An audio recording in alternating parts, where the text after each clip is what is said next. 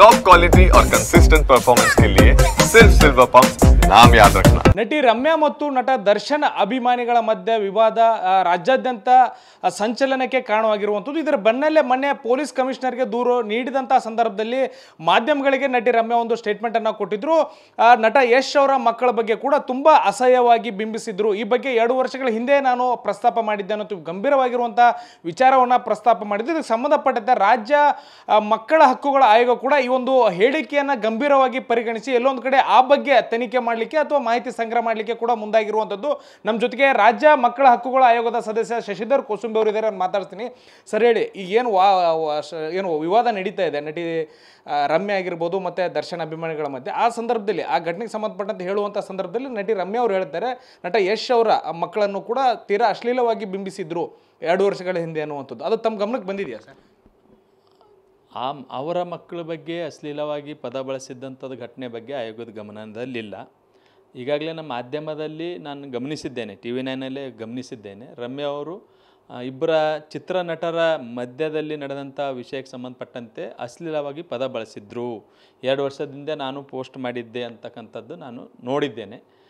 ಅವರು ಯಾರು ಮಾಡಿದ್ರು ಅನ್ನೋದ್ರ ಬಗ್ಗೆ ರಮ್ಯಾ ಅವರು ನಮಗೆ ಗೌಪ್ಯವಾಗಿ ಆದರೂ ಅಥವಾ ನೇರವಾಗಿ ಪತ್ರ ವ್ಯವಹಾರ ಮಾಡಿದ್ದಲ್ಲಿ ಅವ್ರು ಯಾರೇ ಮಾಡಿದ್ದರೂ ಸಹಿತ ನಮ್ಮ ರಾಜ್ಯದಲ್ಲಿರ್ತಕ್ಕಂಥ ಪ್ರತಿಯೊಂದು ಮಕ್ಕಳ ಹಕ್ಕುಗಳಿಗೆ ಅವರ ಹಕ್ಕುಗಳ ರಕ್ಷಣೆ ಮಾಡಲಿಕ್ಕೆ ಆಯೋಗ ಸಿದ್ಧವಾಗಿದೆ.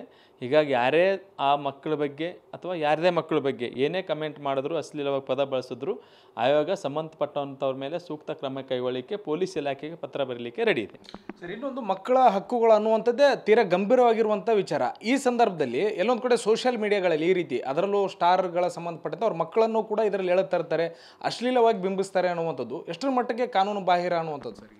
ನೋಡಿ, ಯಾವುದೇ ಮಕ್ಕಳನ್ನು ಸೋಷಿಯಲ್ ಮೀಡಿಯಾಗಳಲ್ಲಿ ತೋರಿಸ್ತಕ್ಕಂಥದ್ದಿರ್ಬೋದು, ಬಿಂಬಿಸ್ತಕ್ಕಂಥದ್ದಿರ್ಬೋದು, ಪ್ರಸಾರ ಮಾಡ್ತಕ್ಕಂಥದ್ದಿರ್ಬೋದು, ಅದು ಬಾಲ ನ್ಯಾಯ ಕಾಯ್ದೆ 2015ರ ಸ್ಪಷ್ಟ ಉಲ್ಲಂಘನೆ ಆಗುತ್ತೆ.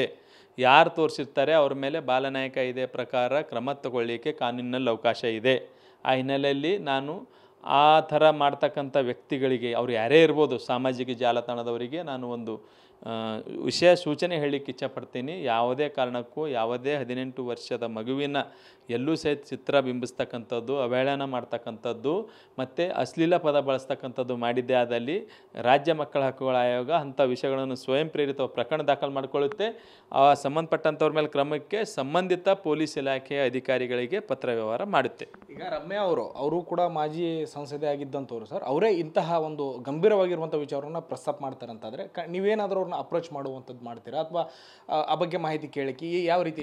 ಇಲ್ಲ, ಅವರೇ ಇವಾಗ ಚರ್ಚೆ ಮಾಡ್ತಾ ಇದ್ದಾರೆ, ಅವರೇ ಆರೋಪ ಮಾಡ್ತಾ ಇದ್ದಾರೆ. ಅವರು ಆರೋಪ ಮಾಡಲಿ, ಆ ಮಕ್ಕಳ ಬಗ್ಗೆ ಅವ್ರಿಗೆ ಕಾಳಜಿ ಇದೆ ಅಂದರೆ ಅವ್ರು ಪತ್ರ ವ್ಯವಹಾರ ಮಾಡಲಿ. ಇಂಥವರು ಅಶ್ಲೀಲ ಪದ ಬಳಸಿದ್ರು ಅಂತ ಆಯೋಗದ ಗಮನಕ್ಕೆ ತರಲಿ, ಅವರು ಪತ್ರ ವ್ಯವಹಾರ ಮಾಡಲಿ, ಗೌಪ್ಯವಾಗಿ ಮಾಡಲಿ ಅಥವಾ ಬಾಹಿರವಾಗಿ ಬಂದ್ ಮಾಡಲಿ. ಆಯೋಗದ ಗಮನಕ್ಕೆ ತಂದಾಗ ನಾವು ಖಂಡಿತವಾಗಿ ಪೊಲೀಸ್ ಇಲಾಖೆಯ ಹಿರಿಯ ಅಧಿಕಾರಿಗಳಿಗೆ ಸೂಕ್ತ ಕ್ರಮಕ್ಕೆ ನಾವು ಪತ್ರ ಬರಿತೀವಿ. ಇಂಥ ಸಂದರ್ಭಗಳಲ್ಲಿ ಸರ್ ತಾವು ಅಂದರೆ ತಮ್ಮ ಇಲಾಖೆ ಸಂಬಂಧಪಟ್ಟಂತ ಹೋಗಿ ಏನು ಇದೆ ಆ ಮಾಹಿತಿ ಕೇಳುವಂಥದ್ದು ಆ ಪ್ರೊಸೀಜರ್ ಇದೆಯಾ ಅನ್ನೋದು? ಇಲ್ಲ, ನಾವು ನೇರವಾಗಿ ಮಾಹಿತಿ ಕೇಳ್ತಕ್ಕಂಥದ್ದು ಏನಿಲ್ಲ. ಅದು 2 ವರ್ಷದ ಹಿಂದಿಂದಂತ ಅವ್ರು ಹೇಳ್ತಾ ಇದ್ದಾರೆ. ಅವ್ರು ಅವಾಗೇ ಮಾಡ್ಬೋದಾಗಿತ್ತು. ಅವ್ರು ಮಾಡಿದ್ದವ್ರು ಯಾವಾಗೇ ಇದ್ದರೂ ಸಹಿತ ಮಕ್ಕಳು ಇನ್ನೂ ಮೈನರ್ ಆದಂಥ ಘಟನೆಯಲ್ಲಿ ನಡೆದಂಥ ಘಟನೆಗಳಿದ್ದರೆ ಅವ್ರು ಇವಾಗೂ ಸಹಿತ ಆಯೋಗದ ಗಮನಕ್ಕೆ ತರ್ಬೋದು.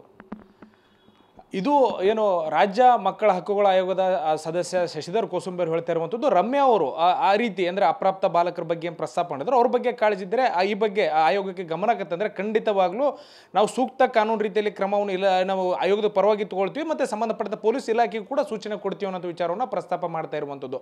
ಕ್ಯಾಮ್ರಾ ಪರ್ಸನ್ ವಾಸುದೇವ್ ಜೊತೆ ಭೀಮೇಶ್ ಪೂಜಾರಿ, TV9 ರಾಯಚೂರು.